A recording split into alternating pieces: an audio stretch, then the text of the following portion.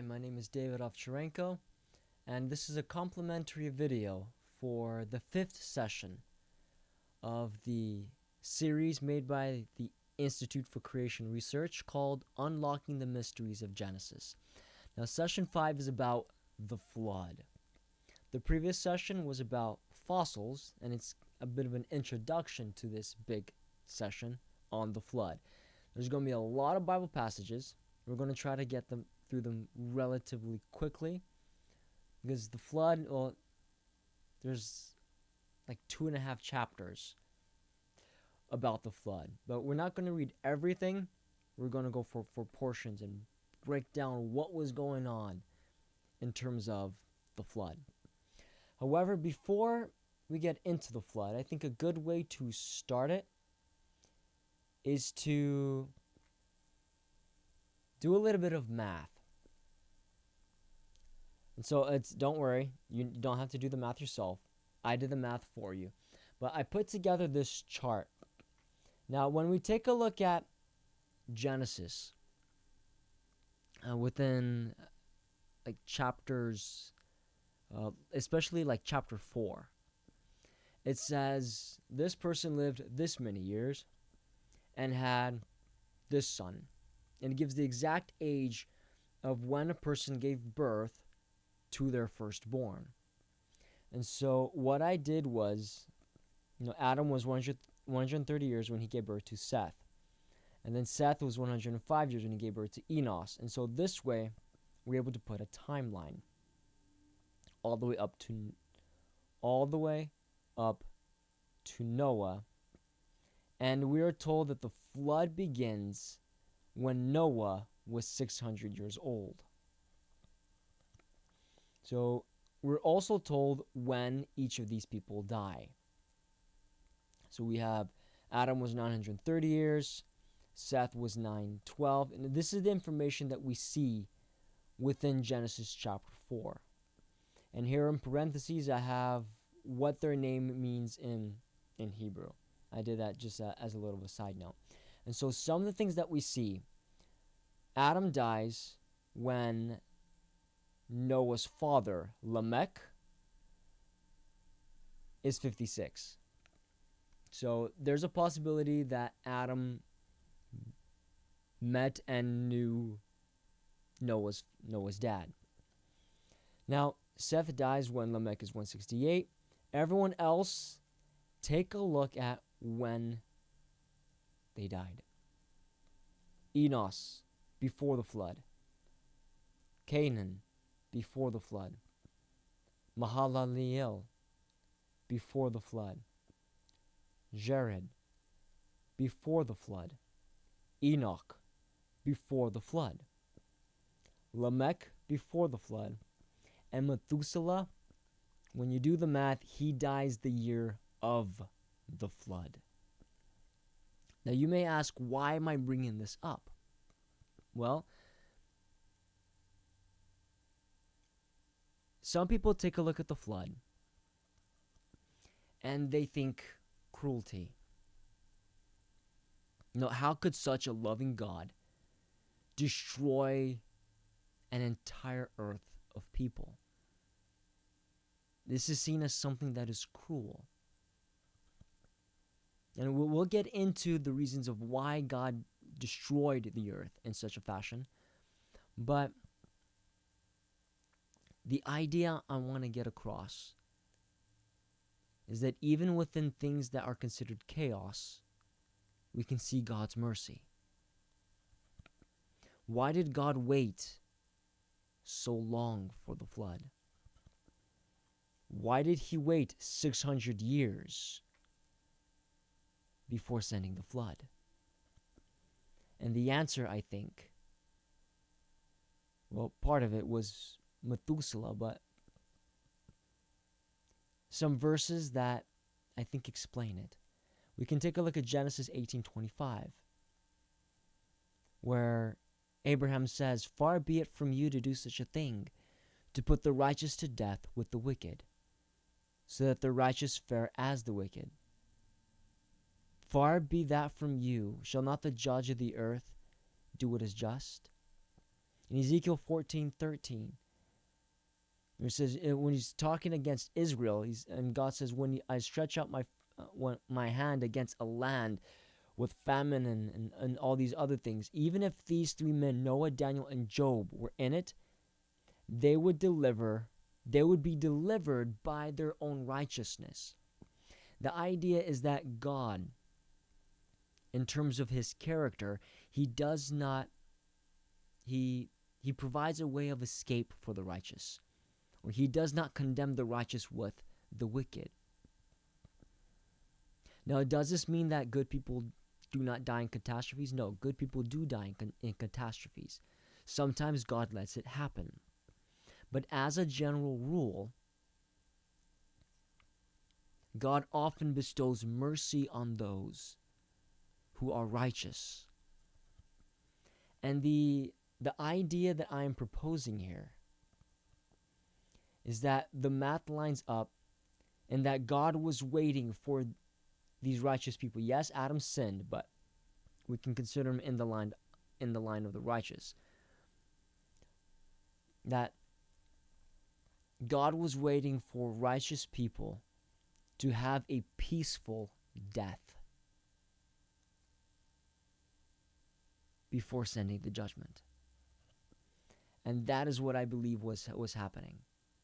Waited for Methuselah to peacefully die, and then the flood was sent. So God had Noah building the ark at the time that he did, to give a time for the righteous people to die peacefully, to give a chance for the wicked to repent. Sadly, they didn't take that chance, but they had the chance. And then the judgment was sent. And so with that, let's dig into the text a bit.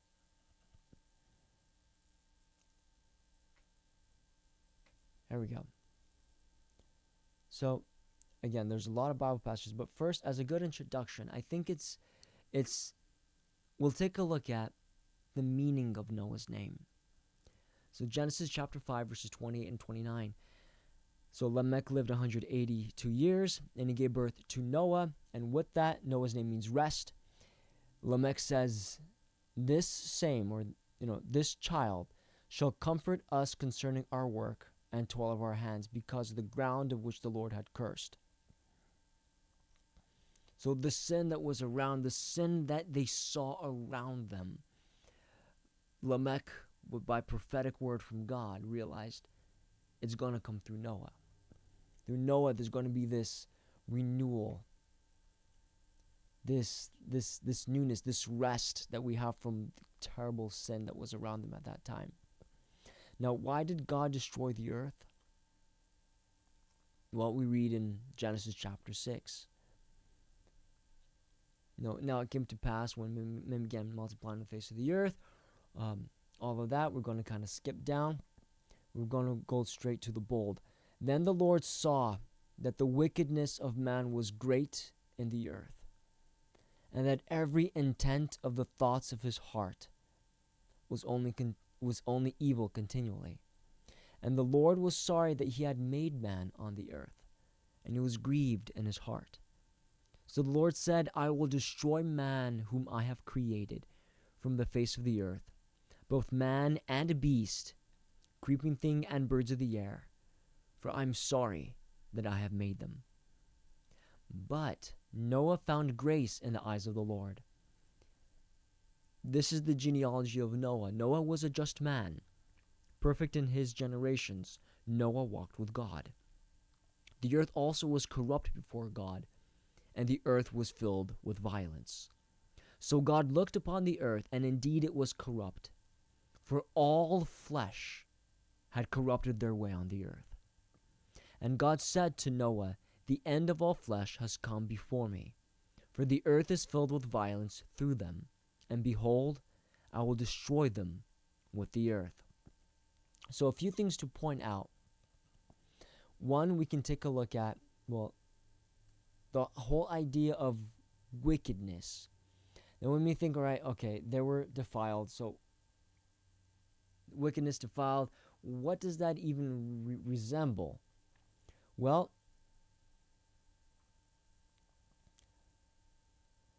we are given an idea of the kind of world that was when Jesus gives a commentary on what defiles a person, what makes someone corrupt.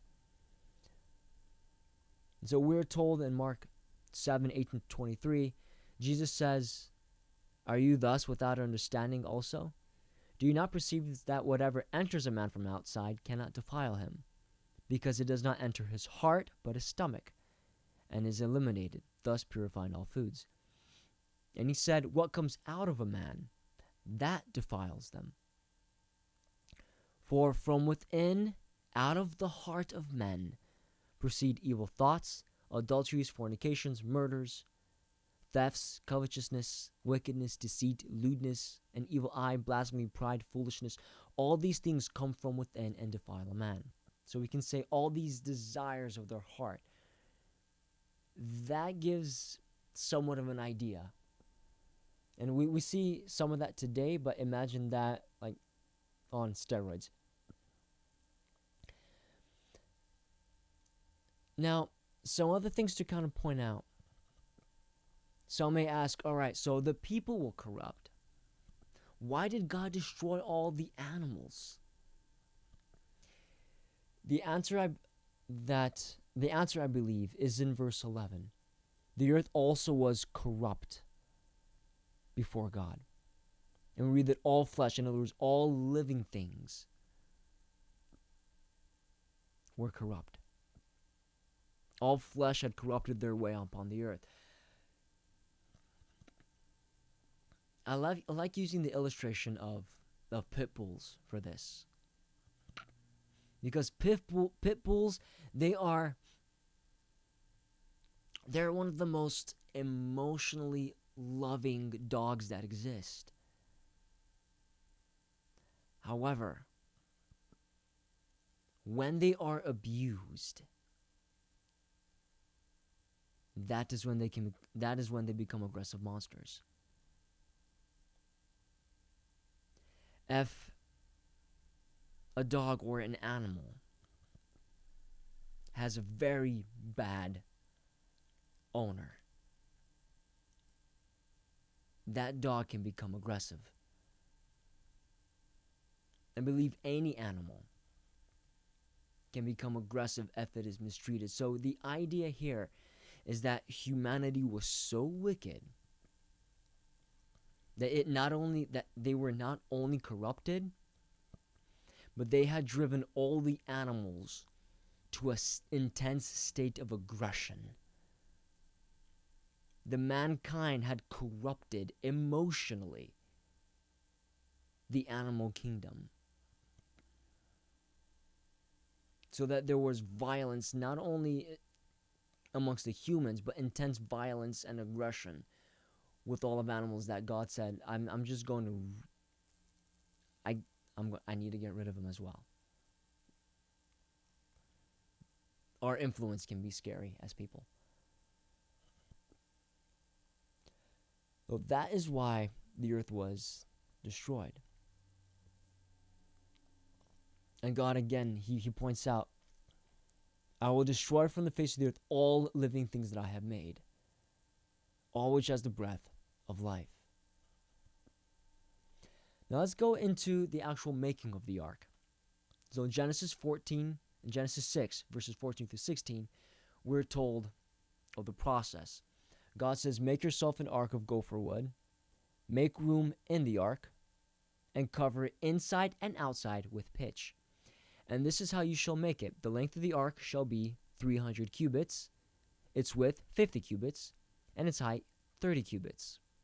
You shall make a window for the ark, and you shall finish it to a cubit from above, and set the door of the ark in its side. You shall make it with lower, second, and third decks. So there were 3 levels of it. Now, some quick words about this. The word ark in Hebrew literally means box. So God is telling Abraham, I want you to make a box. Now, although gopher wood sounds like a modern type of wood today, gopher is actually a transliteration. Like the Hebrew word here is gopher. Now, some people believe that it's the cypress wood or it's cedar. But whenever translators are not sure what a certain thing is or how to translate a word, they often just input the Hebrew word, and that's what we have here.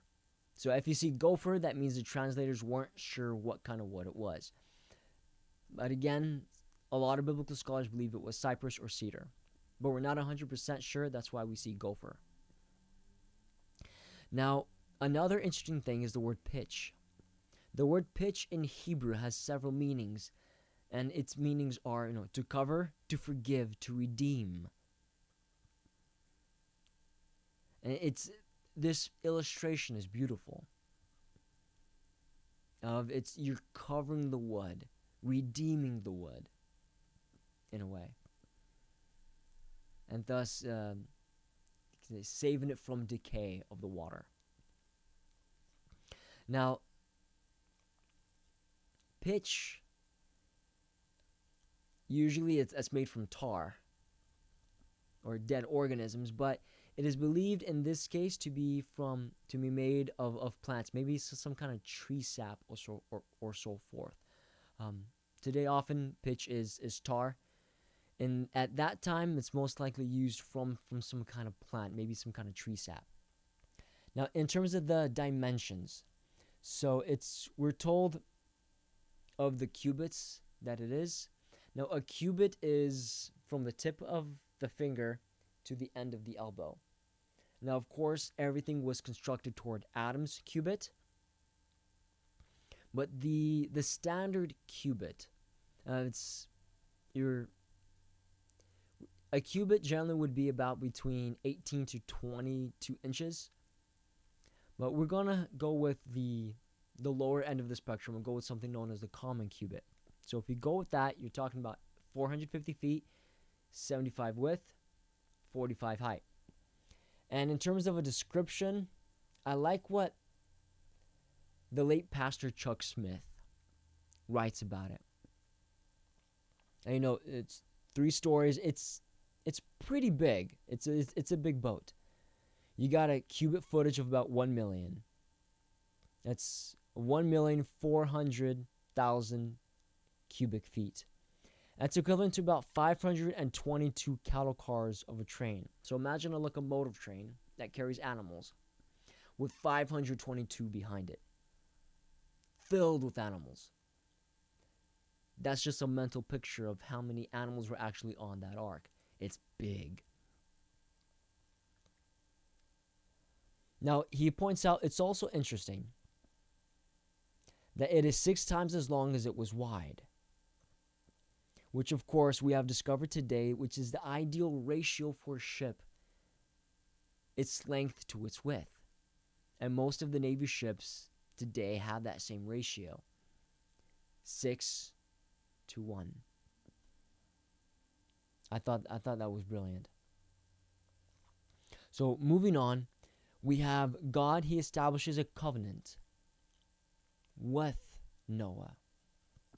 He doesn't just say, all right, I'm going to save you, go ahead. He gives him a promise, a covenant, an assurance. You'll make it through.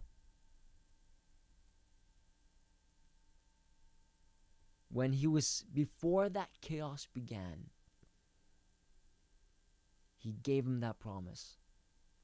He made that covenant so that Noah can know, no matter how crazy the storm may occur, no matter how hard things may rock, he'll be okay. He'll make it. Now, just another thing to add, God tells him, male and female is what you have in terms of the animals that I want you to bring. And he tells him that there will be 2 of every kind. And notice 6:20. 2 of every kind will come to you to keep them alive. So this means that Noah didn't have to go and find the animals and drag them to the ark. God, I guess, put like a homing beacon. Uh, Perhaps the way that birds are able to find and navigate their way. But the animals that God had chosen for this, most likely they were young animals that didn't have enough time for the corruption. They are the ones that came upon the ark. God brought them, and thus it was easy. You didn't have to fight or wrestle them, they just willingly came in. They came to Noah, I guess you can say, and he brought them in. No complications there. Now, another thing to point out is the 21st verse. And you shall take for yourself of all food that is eaten, and you shall gather to yourself, and it shall be food for you and for them. So before the flood occurred, Noah had to prepare food. The food that he was going to eat, and the food that all the animals were to eat. Remember, we had 3 decks. One of them was definitely, or a portion of the ark was a storage area. Now, it's some of the people that visited the Ark Encounter in Kentucky, they said that the Ark Encounter also shows possibilities that some of the area within those 3 decks were probably recreational, to keep Noah and his family busy while they were floating.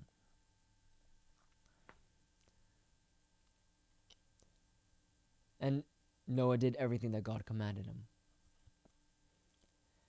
Now, I also want to point out the idea of eating meat, that came after the flood. That came after. Before that, humans were eating plants. And there's an idea that the animals as well, before the flood, it's because of this verse that he says, now animals will be food as well. It's this passage that makes people believe, biblical scholars, that before the flood, all animals were herbivores.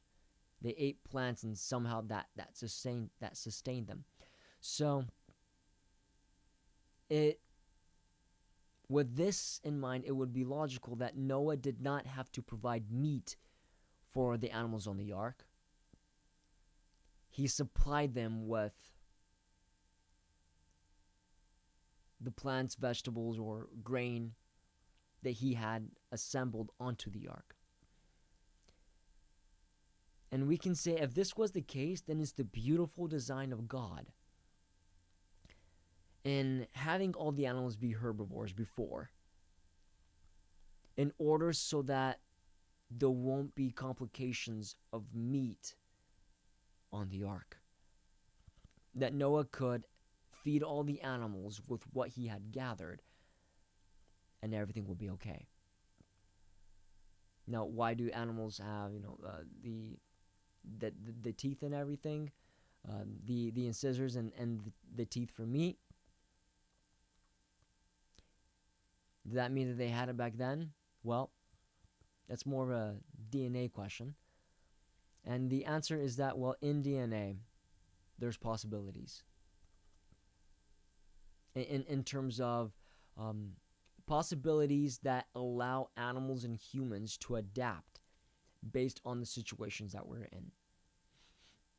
So that means when meat began to be available, the offsprings were being born with more of the incisor teeth, because that possibility was included in the DNA.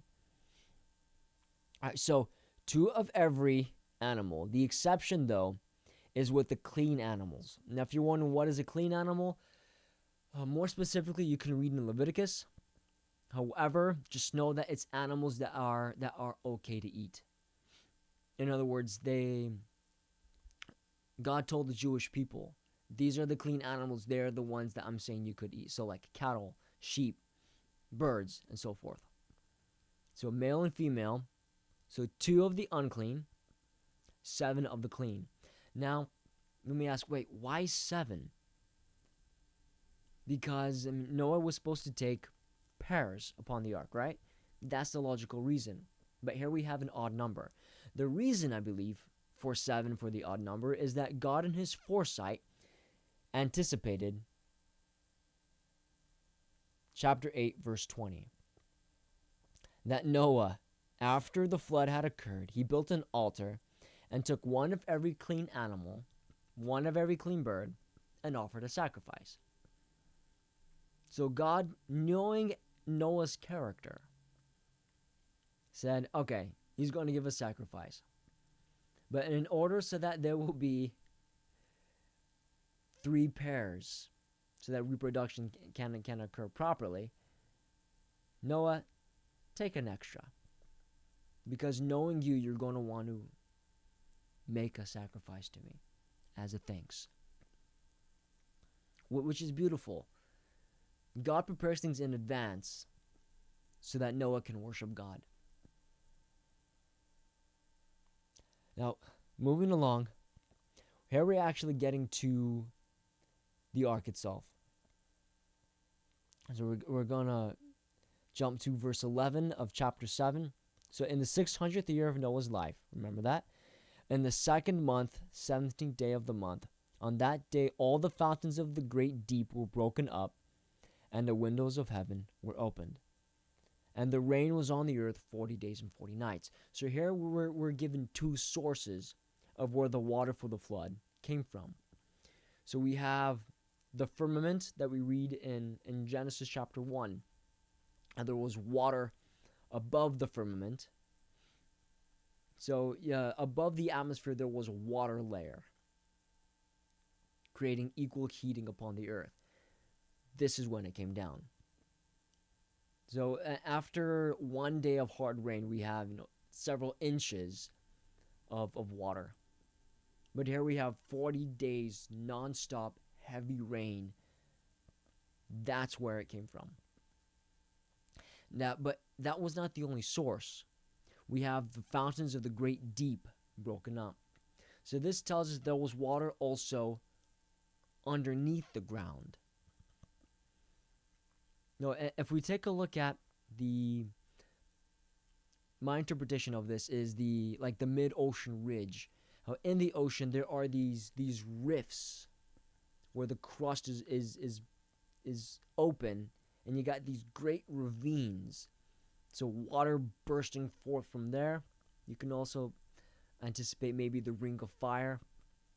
In the place where we have the plates broken up, water perhaps was sprouting up, and if the water with immense pressure is enough to cause the plates to move rapidly, burst, shooting up, and with shooting up, causing a lot of plate tectonic movement. And as science tells us, the movement of the plates is slowly slowing down. But this is when you can have a lot of the formation of the mountains and all of that. And so 40 days you had the rain. The waters increased and lifted up the ark. It rose high above the earth. Waters prevailed, and they were 15 cubits high. It's about 22 feet if we're going by the 18-inch cubit. It was, however small you think that is, just know that it was enough to cover the mountains. Now, the 22 feet, I believe, is when the waters had already settled. 22 feet. When the waters are shooting from the earth, that was probably a lot higher. We're talking enough force to carve out the Grand Canyon and to lay out all the layers of rock that we see within the geological rock column. Now, a lot of people say, and a lot of biblical scholars say, that before Noah's flood, there was no rain. Where's that from?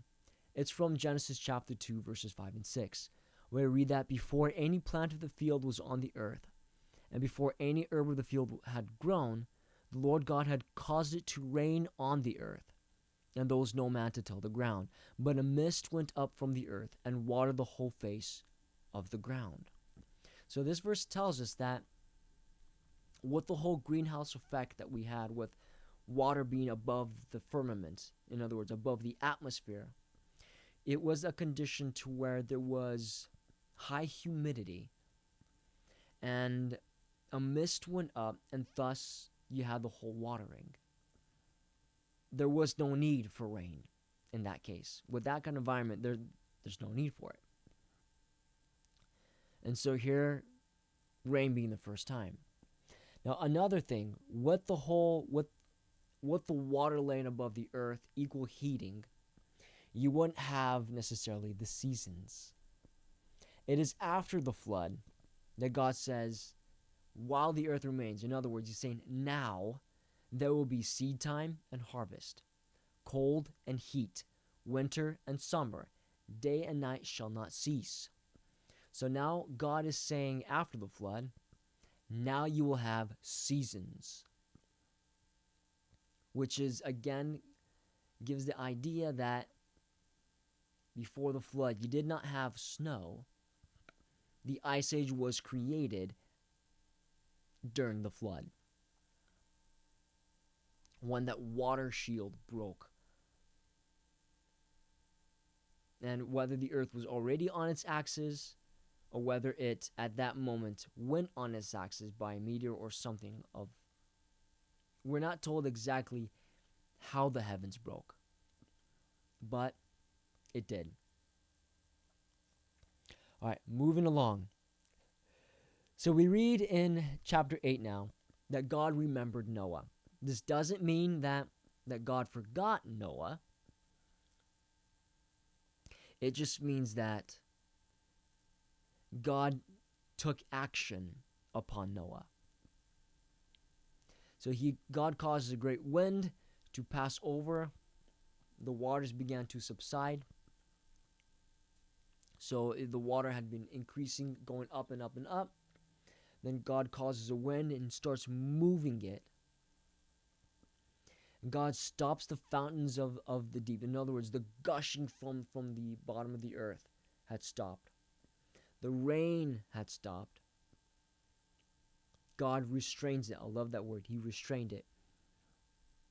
And the waters slowly began to recede. And so we read that on the 7th month, the 17th day of the month, the ark rested in the mountains of Ararat. Now notice it says mountains. So mountain range in what is modern day Turkey. Although there have been claims that the ark was found, possibly. Maybe yes, maybe people just saw something that they thought looked like the ark.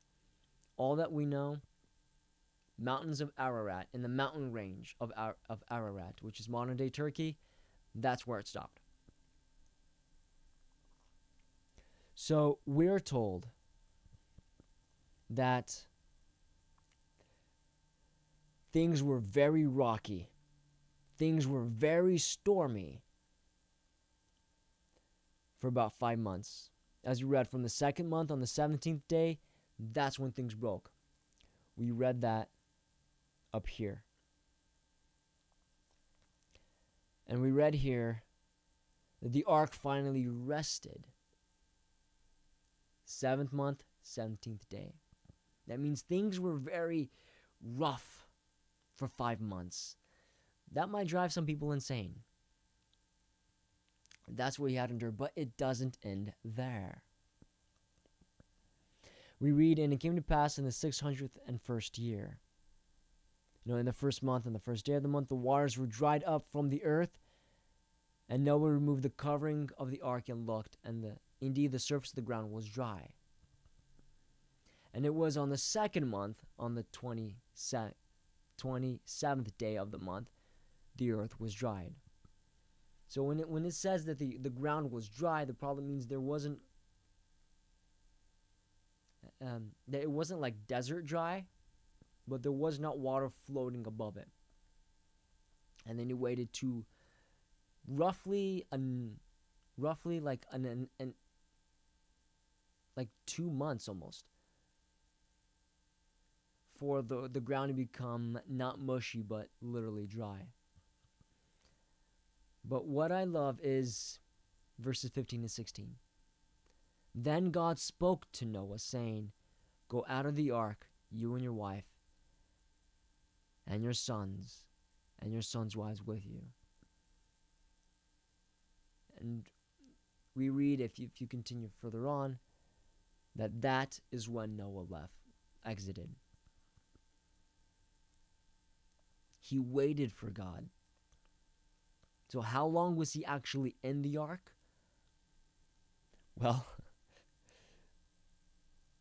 this is when the waters of the great deep opened up. This is when he left. You're talking about 1 year and 10 days.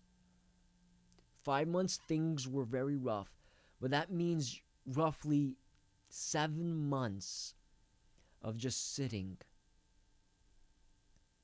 and floating. And then rest. And I'm sure his family and his kids were saying, "Can't we go out now?" And we didn't read the passages for this, but Noah was anxious to leave as well. Remember, he let out the raven, and then he let out the dove, waiting, anticipating, is the earth dry? Can I exit? Even though, yes, he wanted to leave, he waited until God gave him the okay. Even when he looked out and the ground looked dry, he still waited nearly 2 months before God gave him the okay. I'm sure he was tempted to go out early, but what an example of patience for us. And if he would have left earlier, I'm sure there would have been some issues. I'm sure his family was telling him when the dove brought back a piece of that olive tree. "Look, there's greenery, we can go out now." He said no. Waiting on the Lord. One example for us. One more thing I want to mention. Some people looking at Genesis chapter 6, and we read that God was sorry that he had made man on the earth. Does this mean that God made a mistake? Now, this could be interpreted by some as God saying, well, I made people. I guess I screwed up. Let's go for round 2. Let's restart, kind of cover everything up and start again. However, that is against the nature of God that we see in the Bible. That's against the character of God that we see in the Bible. The God that we see in the Bible is not one that makes mistakes and starts over. So did God make a mistake? The answer is no. But what we see throughout Genesis is that God is a designer. And he created the earth in Genesis 1, knowing that there will be a flood. He had created the situations around, with the whole waters above the firmament. Why did he create that? Because he knew there'll be a flood. The conditions that God created for the earth, with water being beneath the crust so that the fountains of the great deep can burst open, it was placed there by design. Now we may ask, wait, so then why did God create an environment where people can live for thousands of years. Part of that, we may say, is for, number one, to show mercy and have a relationship with the righteous people here. And we may ask, well, why does God allow such evil that is in the world? God allows the choice. I mean, God could have, of course, created the world without the option of sin. But He created the world the way He did so that we can have the option to choose Him. I mean, forcing someone to love or to do things doesn't generate real love. It is when we willingly choose that we experience the true love. A love that is on a higher scale more than anything else. And that is love that God shows toward us when He died on the cross for us. And with that, God bless you. Amen.